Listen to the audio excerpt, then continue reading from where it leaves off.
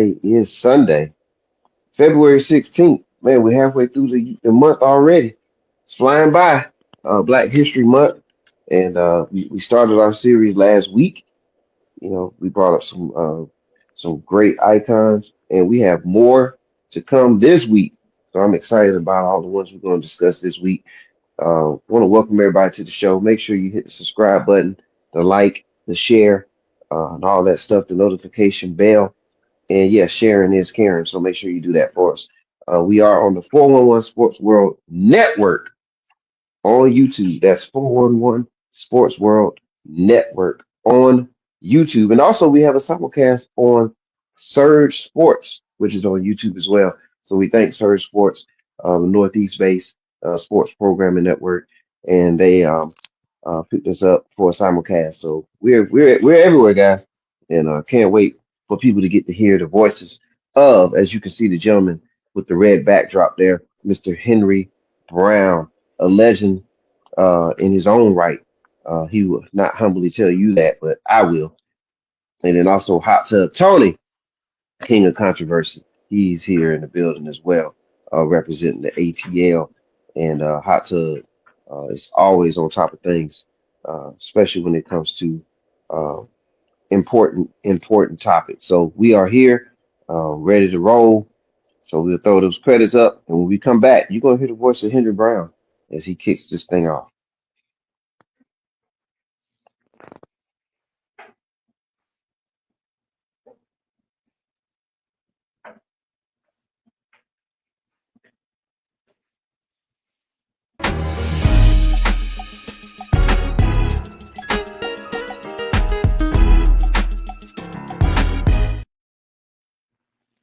All right, we're back, Mr. Henry Morning. Brown. Good morning. Yes, How's sir. everyone? Doing well. Well, I'm happy to be here, and I'm going to say I am. And we haven't been canceled by a new president, so that's a good thing. Uh, as we continue to roll through this tumultuous, what do you call it? You can't call it a president. I'll say lunacy. And I'm not being politically inspired by anything. I'm just, like I said, I'm just concerned.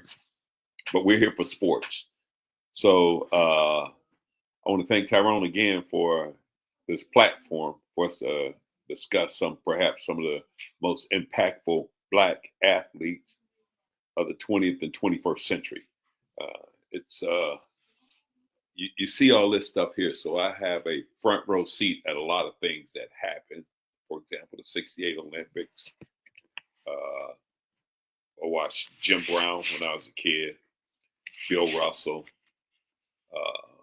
I could just go on. So again, I am happy to be here today. In fact, I'm happy to be anywhere and have Yes, a sir. platform where I speak to people because it's through God's grace that we get up every morning. So when you have an opportunity to share it with the HT man out of the ATL, those are great days because I'll tell you that what we have to do is invest in our future, and that's our children. And so with that being said, I'll turn it over to Tony and get off my soapbox. Ready for a question. Well, today we're gonna go into we got a couple of noteworthy athletes and activists that we're gonna mention today. I guess I kick it off with Mahmoud Abdul Rauf, aka Chris Wayne Jackson. Chris Wayne Jackson, Mahmoud Abdul Rauf was born in Gulfport, Mississippi. Played college basketball for LSU from 1988 to 1990. He was, first team All American, and he was chosen third overall pick in the 1990 NBA draft by the Denver Nuggets. He was selected as most improved player in 1993. He had a pretty good career. He was known as one of the best free throw shooters. In the 1993-94 season, his percentage is the third highest seasonal percentage in NBA history. What made Abdul noteworthy was he was introduced to Islam in LSU by his head coach when giving the autobiography of Malcolm X, and that changed something in him. It sparked something in him that he changed his name, converted to Islam, and began to get into activism. He created a lot of controversy when he refused to stand for the Star Spangled Banner before a game. This was prior to the Kaepernick era. He stated that the flag was used as a symbol of oppression and long-standing U.S. tyranny. But his refusal cost him $31,000 a game he missed. You know, he worked out a compromise with the NBA where he would stand during the game, and he said he would during that time he would just say a prayer to himself. But at that time, that was considered a revolutionary move. Now, keep in mind, this was in the '90s, prior to Kaepernick. The activism was frowned upon by the NBA. Still frowned upon now, but it's a little more accepted than it was back then. But that move right there cost him a promising career. He was a prolific shooter at the time, and on course to be considered up there one of the greats had his career not been derailed. Not only did it cost him his career, it cost him his home. He had to leave his home in Mississippi and move to Florida after it was burned down. He was drummed out the NBA literally the next season after his protest. And you know he bounced around overseas in a couple leagues overseas till he finally found a home with Ice Cube in the Big Three. And he's currently playing on the three-headed monster team. But his act of peaceful defiance paved the way for all the future activists that you're seeing now, i.e., your Colin Kaepernicks. But he's very overlooked in the annals of history and what his move meant for not only the NBA but for blacks at that time. Uh, During the '90s, there wasn't a whole lot of standout activism during the '90s coming out of sports, so that was a rare move at that time. And you know, for his sacrifice, I think he deserves his flowers. He deserves to be noted, and that the world needs to know what he put on the line for his beliefs. So on this Black History, you know, let's recognize Abdul, that Mahmoud Abdul Rauf. Yeah, very good. Yeah, and also, man, I want to throw in there with Mahmoud Abdul-Rauf, Coach Phil Jackson, Chicago Bulls, legendary coach, right? He was asked, during like it was a few years ago, it was a couple years ago, maybe 5, 6 or so, but he was asked a question, right when that Steph Curry was right in there in his wheelhouse when Steph Curry was kind of at his height, and he was asked like who reminds you of Steph Curry or something along those lines. He said Mahmoud Abdul-Rauf, and a lot of people kind of scoffed at that. Like, no, Phil Jackson just being surly. He just, you know, poking at people. But no, Chris Jackson, if you go back and watch him, Mahmoud Abdul-Rauf, he was doing stuff that Curry's doing today. He could shoot it, and he was quick. He was like Curry, a point guard type body that's basically a shooting guard, and he was a force to be reckoned with. And the only difference was he wasn't just shooting threes like Curry does, but that's because of the style of the game at the time. Like it was more about getting those mid-range jumpers and things like that. But his shooting ability, and he could shoot the three, by the way. Yeah, this guy, man. If you look at Steph Curry, look at Chris Jackson, Mahmoud Abdul-Rauf, and you'll see a very similar player. Mr. Brown, you got anything you want to say about him? Yes, I'm inclined to agree with everything Hot Tub said. I don't know what you could add to that. I watched him when he was at LSU, went to Denver, and he was the precursor to Steph Curry. Short-lived career because the NBA couldn't live with his religious background. So it's horrible. You have a place in this country where they say, freedom of religion. Then you allow companies or entities to discriminate against people consistent with their religious beliefs. So his career was short lived, but he was a dynamite while he was there. Yes, sir. All right. Great sports icon there. Mahmoud Abdul-Rauf. Take the time to look him up, people. All right, Mr. Brown. All right. Who do we have? So, Who do we have next? okay. Kurt Flood, perhaps the greatest team sports in America today, is a byproduct of Kurt Flood. And who is Kurt Flood? Uh, Kurt was a three-time All-Star in Major League Baseball, batted 293, had 85 home runs. Doesn't sound like a lot.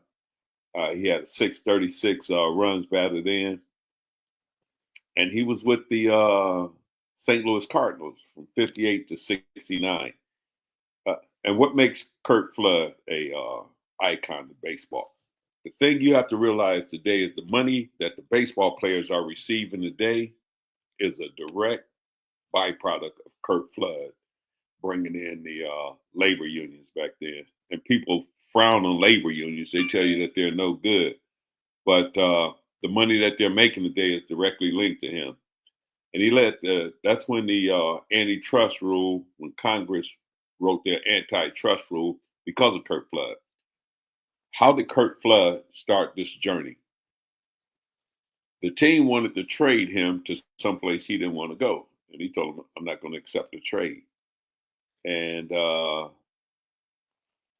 this was in the 1969. So the case ultimately wound up in the Supreme Court. And his legal challenge was unsuccessful.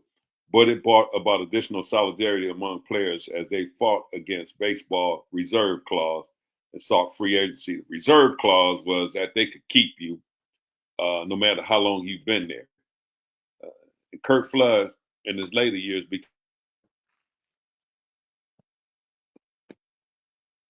became a great to Kurt Flood, but we don't hear a lot about him and the sacrifices he made. His career was cut short. Yeah, that's him. Golden Glover. Had a great career. He was a 2 times World Series champion, 7-time Gold Glove Award, and he's in the St. Louis Cardinals Hall of Fame now. So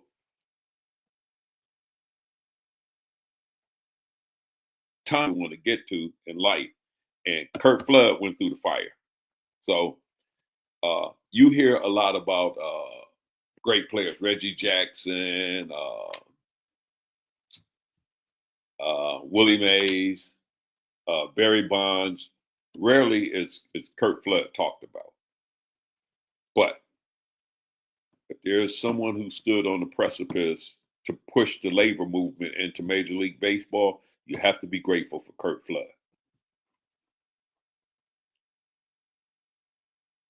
All right, Kurt Flood. Yep, great information there, and very important person in the history of sports, uh, and especially in baseball. And it always takes these guys, man. It takes people like this to, to pave the way for others. Because players nowadays, that I mean, look, they benefit directly for some of the sacrifices of the past. So very good one there about Kurt Flood. Is there another one you want to roll out? Well, yes, I could talk about Joe Louis, Satchel Paige, but I want Yes, sir. to highlight Roberto Clemente Okay. uh, from the Dominican Republic, who subsequently died in a plane crash trying to deliver aid back to his country. But Roberto Clemente uh, was a pirate. Uh,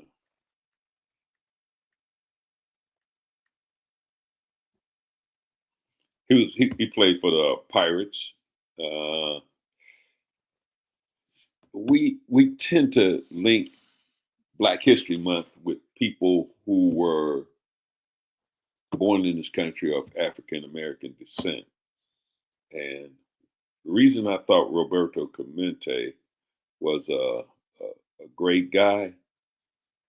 Uh, he did a lot for both within the borders of the United States and outside the United States. Um, Today when we look at Puerto Rico, there isn't a lot being done for Puerto Rico. I guess the greatest image of Puerto Rico that we've seen as American citizens, pardon me, is the fact when they had the major storm down there, and at the time President Trump was throwing bread at them, and that was, to me, that was disheartening. Uh, so, what makes Roberto Clemente a icon?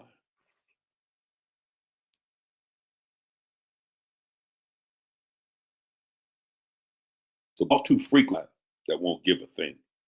And Roberto Clemente lost his life giving because the plane he was on was overloaded with uh, goods and things to take back to Puerto Rico.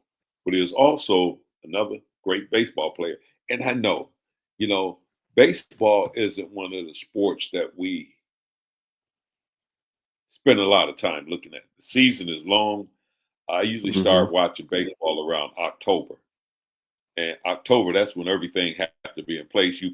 Sometimes they coast during the season and to get to a certain point and they'll hold status quo. But in October, if you want to get to the World Series and the playoffs, that's when you really have to play. A lot of games. It's hard to keep up with. Uh, but Roberto Clemente was a judge. He conducted himself, he comported himself as a professional. He wasn't involved in all of this. I like rebel rousers. I like people who shake up things. But so when I don't knock him because he wasn't, I say this out of reference that when you saw him, he was always smartly dressed, very articulate, and handled business in both Puerto Rico and the United States. So thus, the Pirates have put in a statue for Roberto Clemente. Great human being, great activist, and great activist doesn't necessarily lend itself to just working within the shores of the United States. You have to expand that and help people wherever the need is. So again, I bring up Roberto Clemente and I say to you that take some time to look him up. He was a hell of a guy, hell of a guy. Yeah, and I do have a question about him. Or can you describe his style of play? Oh man, he was dangerous to get on base because if he got on base, he was gonna steal bases on you. So it, he was one of the less walked ball players during his era. People didn't want to walk him because if you walked him, now you got to focus on him being on first base and going to second and third. So he was a precursor to probably one of the greatest base runners in baseball, and that's Ricky Henderson. So Okay, people feared Ricky Henderson, but Roberto Clemente at the time, they feared him as well. very good, very good. Okay, I love that. I wanted to get that player comp in there. So yeah, hot tub. You got anything you want to throw in? Glad you brought up baseball. That's one thing that I think we're gonna circle back to on another episode as to why the black community has abandoned baseball. So you hit on a couple of good ones. Of course, Flood's contribution span not only through baseball, all collective bargaining agreements and all the players unions from football to baseball to basketball. All that is a product. All that comes off of Kurt Flood. So that was a very, very good icon to bring up. Now, All kind right. of, kind of round minds out. The man I'm about to bring forward. What can't be said about him? His background was so extensive that I was hard pressed to just condense it all. We could talk about his sports career. We could talk about his acting career. We could talk about his activism. And all of those deserve their own episodes. So what you're getting out of this, the person that I'm about to bring out is a very, very, very condensed bio of his accomplishments. Who am I speaking of? The one, the only, James Nathaniel Brown, better known as Jim Brown. Jim Brown is absolutely my favorite athlete. Physically gifted in every single way you could think of. And the records he broke records that'll never be touched. His contribution not only spans through football, but also lacrosse. He was a Mm. very prolific lacrosse player. Let me go into it. So Jim Brown was born in Saint Simon Island, Georgia. That's right off the coast of Georgia in Gullah Geechee territory. He might have been Gullah Geechee, we don't know. He was born to a professional boxer and a stay-at-home mom. So he comes from a legacy of athleticism. He was a prolific athlete all throughout high school, college, and even into the pros. But his civil rights work is what I think he will be remembered for the most. Not only that, but his acting career. Brown, he played football, lacrosse, and basketball while attending Syracuse. He was an All-American at Syracuse, not only in football but also in lacrosse. The team retired his jersey. He's inducted into the College Football Hall of Fame in '95, and he is also widely considered one of the greatest lacrosse players of all time. The Premier Lacrosse League MVP award is named in his honor. A lot of folks don't know that. While he was in college, he was also an officer in the Reserve Corps. And after graduating, he graduated as a second lieutenant in the United States Army. And during his time in the NFL, Jim Brown also he was simultaneously fulfilling his military obligations. He did 4 years and was discharged at the rank of captain. He is considered the greatest running back of all time, as well as one of the greatest players in NFL history. He was selected to Pro Bowl and All-American every season he was in the league. And he was recognized as the AP's NFL's most valuable player 3 times. Jim Brown won an NFL championship with the Cleveland Browns in 1964. He led the league in rushing in 8 out of the 9 seasons he played. And by the time he retired, he held the most rushing records in NFL history. He averaged 104 rushing yards per game. That's 100 yards per game. He ran at least 100 yards per game. That's unheard of. Only he and Earl Campbell are the only 2 players in NFL history to win Rookie of the Year and the MVP award in the same year. And in 2002, he was named the Sporting News greatest professional football player of all time. Shortly after the end of his football career, he brought his football career to an end early. He left at the prime of his career. And he left it to become an actor. He starred in his first film, Rio Conchos, as a Buffalo soldier in 1964. And a lot of folks don't know, Jim Brown has 54 movie and television credits to his name. Among those are some of my favorite films. 3 the Hard Way, The Dirty Dozen, The Running Man, I'm Gonna Get You Sucker, which is a personal favorite of mine. OG Original Gangsters, that was a good independent film. Mars Attacks, and He Got Game. Those are just a few. His filmography is out freaking standing. Brown was one of the few athletes. He was also one of the few athletes to speak out on racial issues in the 1950s. While the civil rights movement was growing, in 1967, Jim Brown, along with Bill Russell, Kareem Abdul-Jabbar, and Carl Stokes, were all members of the Cleveland Summit. That was a meeting that was held by Muhammad Ali with the intention of convincing the four to rally behind and recruit others in Ali's cause for civil rights in the United States. This was particularly risky for them during this time because Ali was blackballed for his refusal to participate in the Vietnam War. So these four gentlemen put their careers on the line to support Ali and his cause for civil rights. So that was a bold move at the time. You know, a lot of players, especially a lot of black players, shied away from activism, and still to this day. But Jim Brown, he went head first in it and used his clout to bring in Bill Russell, Kareem, and Carl Stokes. For Brown and others to participate with him, you know, there were consequences with that. And, all of them risked their career for that. But the Cleveland Summit was called a significant turning point for the role of the athletes in society and one of the most important civil rights acts in sports history.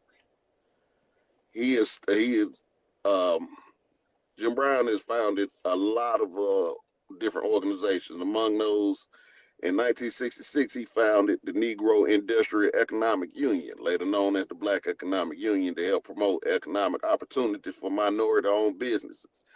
What he essentially did with that was Jim Brown said, enough. He was never an advocate for marching and boycotts. Jim Brown advocated for us to have our own businesses at a time where integration was being pushed. He was more so of a do for self type of activist. We don't need the establishment's businesses. We can create our own. We've had our own. We can have our own. And I applaud him for that. That's a stance that I totally get behind 100%. And that's something that I advocate as well. But in 1988, Brown also founded the American Foundation. That's an organization that sought to divert gang members and prisoners from violence and teaching them life skills. Through the foundation, Brown helped establish the white. He helped in the Watts truce during the L.A. riots time frame when he brought Bloods and Crips together for the gang truce. He was very instrumental in that. And a lot of people don't know that Jim Brown was behind the scenes orchestrating that because he had the clout, the notoriety, and the fame to go in those neighborhoods and talk to those guys and get them to broker the peace treaty. So he was very instrumental, not just him, but he was the most noteworthy figure out of that. He was such a force in the civil rights movement that he was kept under constant surveillance by the FBI, the Secret Service, and various police departments who were fearing his influence and tried to slander his name by labeling him as a communist and an Islamic extremist. And that goes back to the whole COINTELPRO movement. That's what they would do. That's the same thing that they did with Martin Luther King, Malcolm X, Elijah Muhammad. A lot of our black activists were labeled as communists back in those days in the 60s. That was that way to discredit the movement and say, no, this is not a black movement. They're just being influenced by people outside the country. They would label you as communists, so they lump you in with Russia and to get public sentiment from supporting you. But Jim Brown, all that this is just a snippet, a small piece of what Jim Brown's contribution was to not only football, not only acting, not only the civil rights, but Black America, period.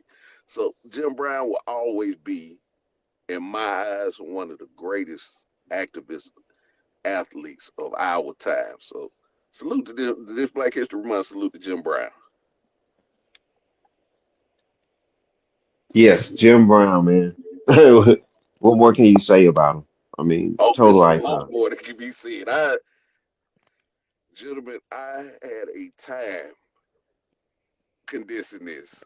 down to just the snippet that I gave you. Jim Brown has so many accolades that we can go through. We could spend episodes at each one of the phases of his life, and it Sounds like that's what we're gonna have to do. itself.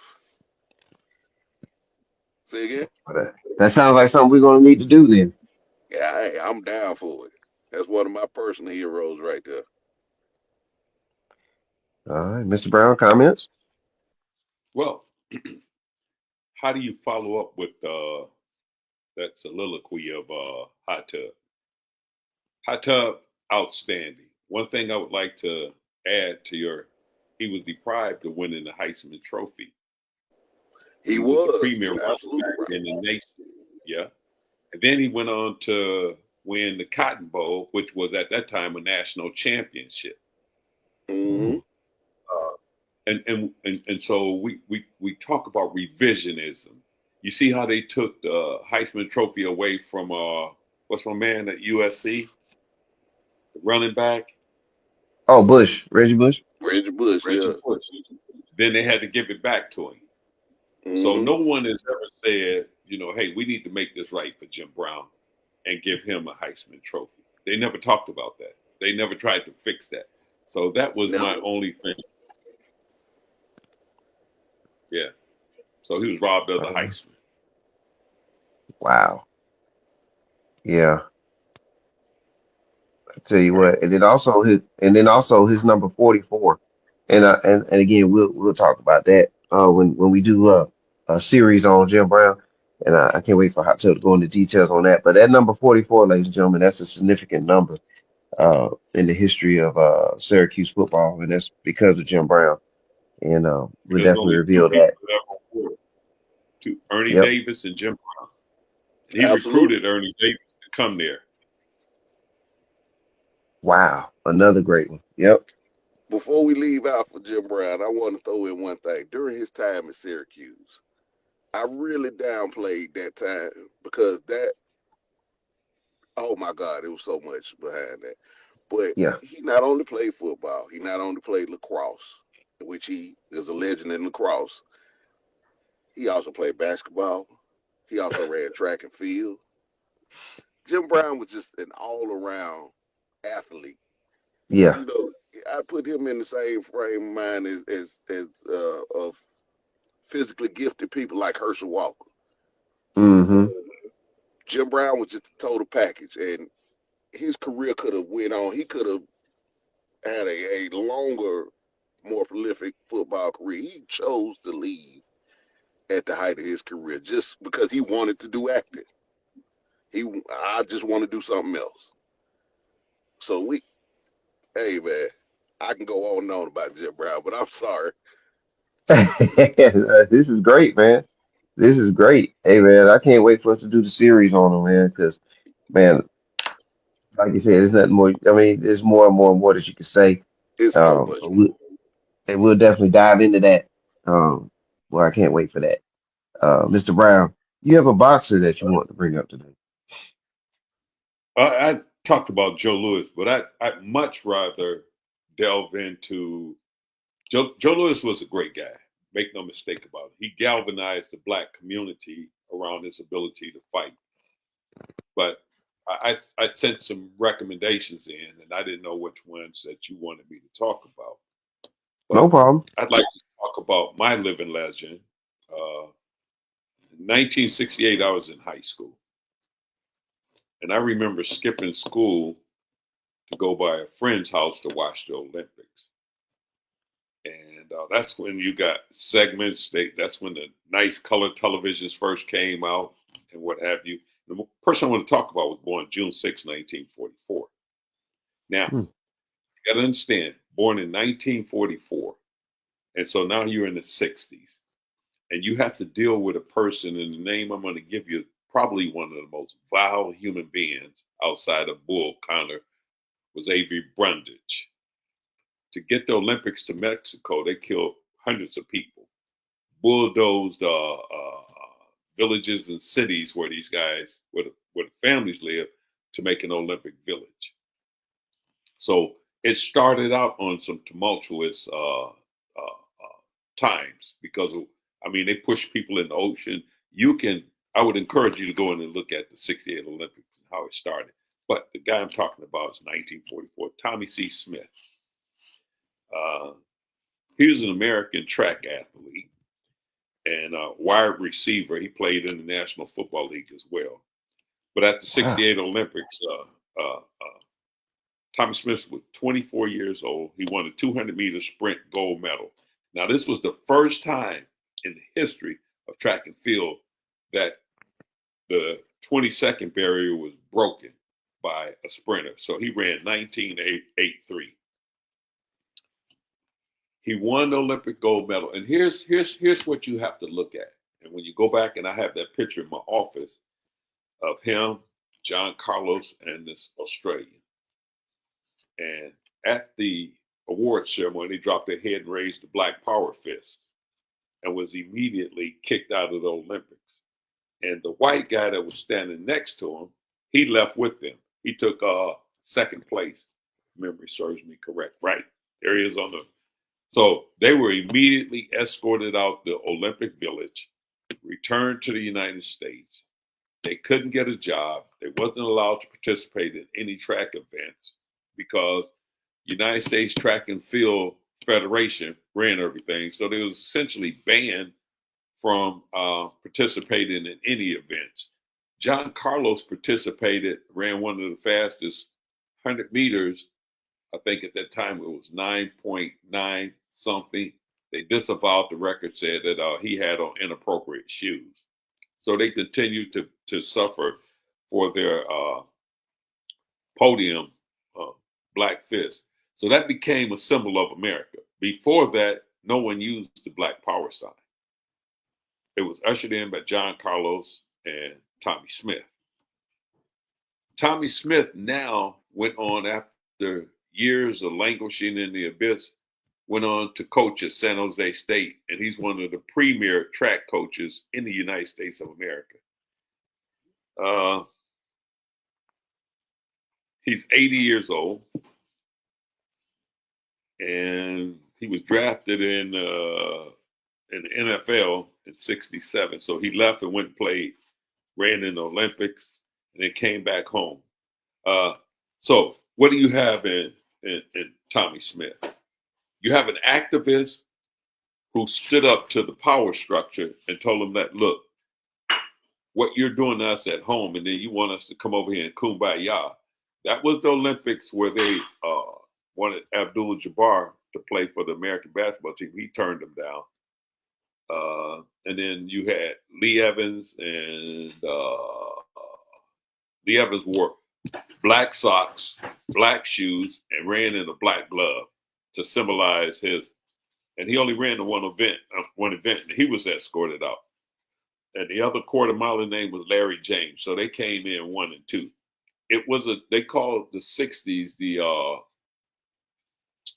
awakening of America. It was you had riots, you had people who was dissatisfied with the government and how they were being treated, lack of funding for schools. And what are we doing? We're trying to turn the clock back. But I don't want to dwell on that. Tommy Smith was a great American, and his contributions again as a college track coach. And John Carlos has written a book since then, chronicling the '68 Olympics and Avery Brennan. So there you have it, Tommy Smith. Wow. Another great one.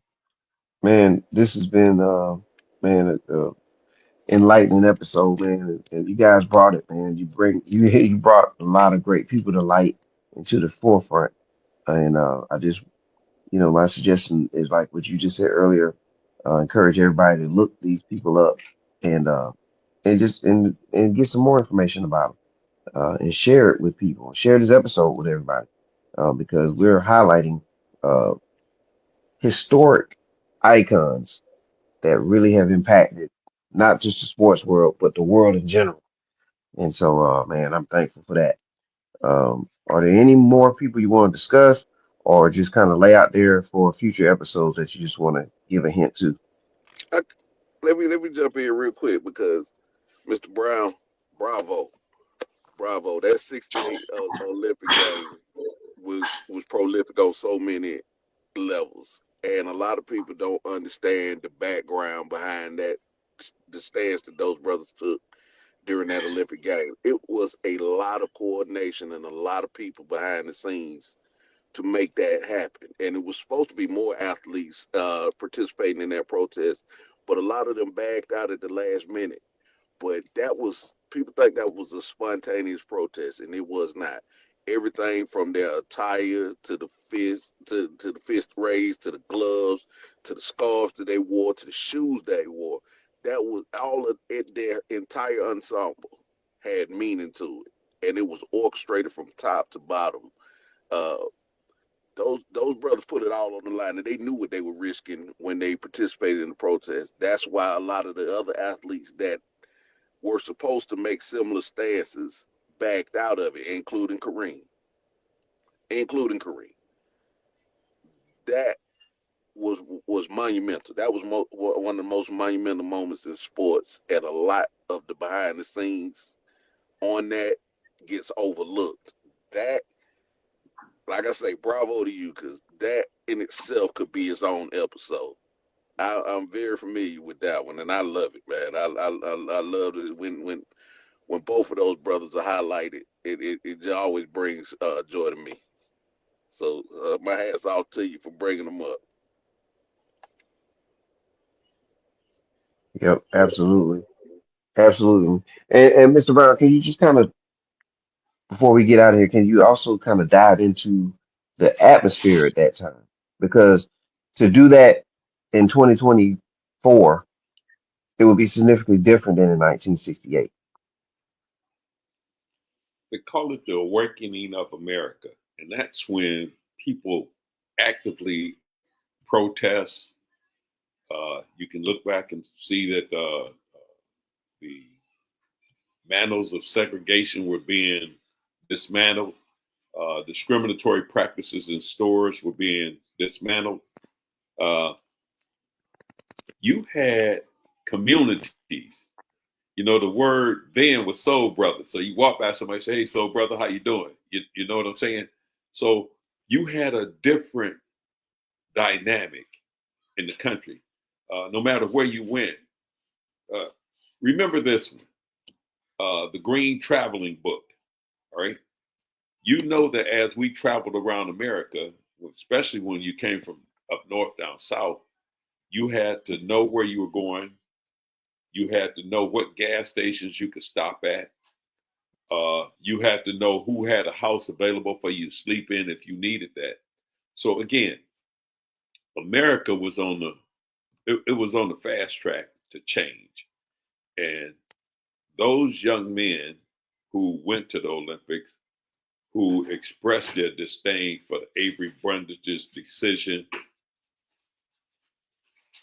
was a catalyst in changing America. So we had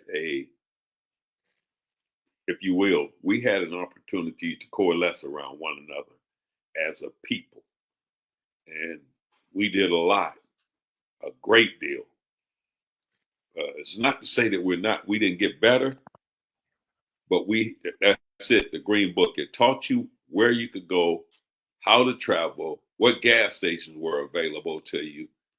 It made traveling back and forth from the south to the north easier because you know that the Jim Crow South would eat you alive if you went into the wrong gas station. So again, kudos to Tommy Smith and John Carlos, but I'd like to make them a statement. In that summit, Kareem Abdul-Jabbar, who was Lou Alcindor at the time, said that absolutely he would not play for America. So it wasn't that he was not in the forefront with them because he was supporting Jim Brown, but they even his coach tried to get him to go to the Olympics, and he told him no, under no set of circumstances will I play for the United States. So he's always been a man that did it his way.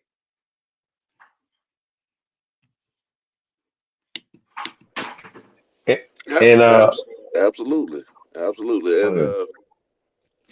a lot of folks don't realize that we when we talk about the '60s, we tend to highlight the nonviolent aspect of the '60s, and although that was important, that was what got international attention. A lot of people don't know that that was a very tumultuous time in American history. That protest in particular comes off the heels of Red Summer, when Black America, you talking about right after the assassination of Dr. King, where Black America damn near burned this country to the ground, and that aspect is overlooked. Yes, the nonviolent end of the civil rights era was very instrumental in getting uh, to rolling back the Jim Crow policies of that time, but that was also made more important by the pressure that the streets put on the United States government. We hadn't seen a protest, a uprising of that type until 2020. That is the closest that you came to Red Summer, was 2020. So it took us another 40 years, 50 years to even get close to what was going on in the '60s, and I kind of see history going in cycles again right now. And if America's not careful, you're gonna have to continue with that once again. So that's kind of what, to me, that's what made that stance at the '68 Olympics even more important. That culminated the nonviolent and the violent end of the civil rights movement all together in one nonverbal statement So that I would like raised to. black fists said everything.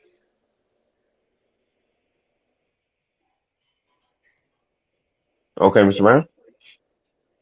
I'd like to just at, at that time they considered Malcolm X the most dangerous man in America, and so America had a decision to make. They picked our leaders for us because they thought Martin Luther King was the safe choice, but it turned out he wasn't. Then, uh, man, I just threw myself for a loop. Malcolm and It's all right. Martin, people thought that they did not get along, but if you go back and you look at the readings and the teachings and the writings, they had a great deal to discuss. They met with one another, uh, and it was the turning point in the laws because they were so afraid that if you ever allow us to get together as a people, that they wasn't ready to deal with the consequences of that. Right. So I want to say this. I want to end this. I don't know how much time we have, but I think this is so important. Ready for this? Yes, sir. The February 28th boycott for 2 days. We're going to withhold our black dollars and anybody. And if we make this thing go viral, we are the third largest spending block, not in the United States, but in the world. You got to think about that. The third largest spending block in the world. If we as a nation, we'd be the third nation, we'd be the third wealthiest nation in the world.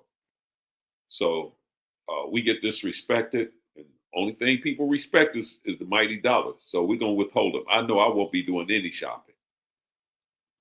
I've sort of cut back. Right now, I'm having some contractor problems. I'm trying to find somebody to do some work for me, but I'm not spending any dollars with the Walmart. I'm through with Walmart. I've boycotted them for the last 20 years.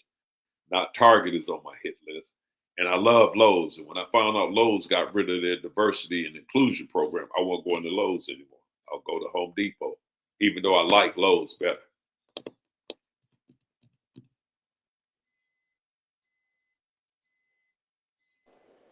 Let me add a Quiet. piece to let me add a piece to that, Mr. Brown.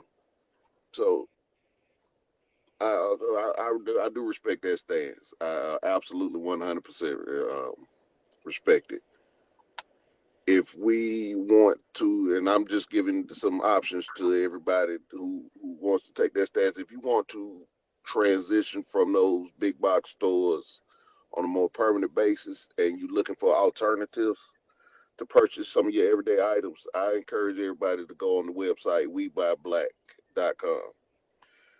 WeBuyBlack.com is a website that has coalesced a lot of black businesses into one place, and they have everything you could probably look for your day-to-day life, from deodorant to washing powder Okay. to toilet paper to everything that you would need for your household to kind of get you out of the box that these businesses that don't respect us.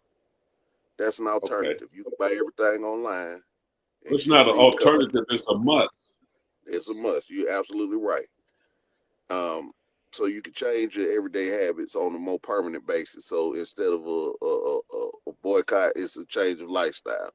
That's WeBuyBlack.com. Check them out. Everything That's on what the I'm site is gonna black owned. put that on my Facebook page and my Twitter post. I know. I'm trying to move into where you young folks are. Okay. All right, Twitter. You doing better X. than me because I don't understand Twitter. I'm just trying to move into I'm trying to get on the information highway as quickly as possible. I'm Yes, cheap. sir. Yes, sir. I refrain from I've never purchased anything online. When I want something online, I go see my daughter and give her the money and say, hey, buy this for me. So I'm buying me one of those debit cards that you can refill because I'm tired of being hacked. Gotcha. I like that We Buy Man. Block. You should have started the show out with that hot tub. Hey, I didn't know which way you were going with it. I'm playing. What you I'm mean playing. you didn't know? Oh, look, I told you I'm not an information highway man. You got the info. Throw it out there. You should say, before I start, you need to learn how to buy black. And I'd have been like, whoo, whoo, whoo. Well, But I'm gonna give you another one. To all my okay, sneakerheads out there, I know it's a lot of people that love tennis shoes and love to buy shoes. I'm gonna give you an alternative to your Nikes, to your Air Jordans that I don't wear them. are better quality shoes, and they got some of the flyest designs out now. It's a company called Somewhere in America. SIA, SiaCollective.com, SiaCollective.com. It's a black owned clothing company. He is the number one black owned luxury tennis shoe maker in the world, not just America, in the world. And I got on a pair right now. I bought at least 12 pair from them. So check. Okay. That's also another one to check them out. Their quality on their sneakers are comparable to any major sneaker brand you can name. Can you So spell it out for us? it's Yeah, Sia, because I'm looking S at I SIA. SIA Collective.com. Oh, okay. SIA Collective.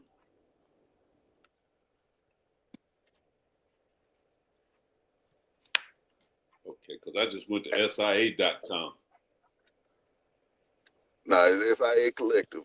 That's something that I started doing more often is highlighting black businesses. And when I give you black business, trust me, I done tested out the products and I swear by them. I put my reputation, my name on them because I see what we do. And a lot of folks think we don't have certain things. It's pretty much everything you want to buy, everything you can buy.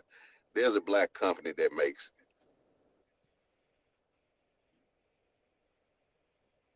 it. Mm. So that's a move. That's a move I started making quietly in my household a couple of years ago. To the point now where most of our everyday items, from like I said, soap, deodorant, uh, shaving products, hair care products, laundry detergent, all of it comes from black-owned businesses in my house. Good. That's how I'm All right, rolling. very good, very good. All right, we're gonna make sure that's out there. Well, it's actually out there now because we're live, and we also Well, will be and, editing and our that's something. videos as such. Mr. Brown. Mm. Well, I was just looking at some of the prices. Y'all know I'm cheap. But don't. I promise you. I promise you.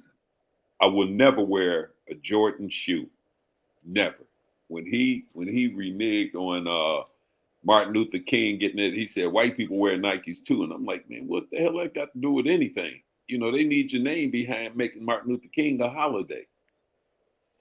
So he lost me at that point. And not only that, I didn't like him because he played against my Detroit Pistons. So I'll never, never. And every time we beat him up, I was like, yeah, get him. So I know we were dirty. That's what y'all say, but we played the game by the rules. If they didn't call a foul on you, it was good. Tyrone, Yeah, you know that. yeah, I know it. I know Because it. if you That you can't call the police unless a crime has been committed. We wouldn't commit no crimes against the rules. There it is. and there you have it. All right. I love this. All right. Hot tub, thank you. No problem, Mr. Brown. Yeah, I like this. Yes, sir. We can do it I again. love it. Yeah. So we'll highlight some more next week. And there's one I really want to hear about. If you can make sure we get Okay. out there, Gibson in there next week. I want to hear about that one. Okay. All right. All right, Hot Tub. Great. Appreciate you being on as well. No So problem. for yes, sir, for Hot Tub Tony and Henry Brown, I am Mr. 411. Make sure you hit that subscribe button. Make sure you subscribe to 411 Sports World Network on YouTube. And also check us out on TikTok. All right, Mr. 411, right there. We almost had 1 million views. Check us out on Instagram, Mr. 411. Things have been heating up over there as well. So make sure you check us out. We appreciate it because right now, even on our YouTube right now, we up to 6 million on the views as well. So we getting the word out. So as Hot Tub told me from day one, said keep pushing, and that's my advice to everybody out here. Just keep pushing, keep moving forward, and great In the things to happen for immortal you. words, in the immortal words of Curtis Mayfield, you got to keep on pushing. Yes, sir. There it is. See, All right. Well, I look, hear you, enjoy the rest of bro. y'all day. Thank you. God bless you. Absolutely. All right, everybody, Peace. take care.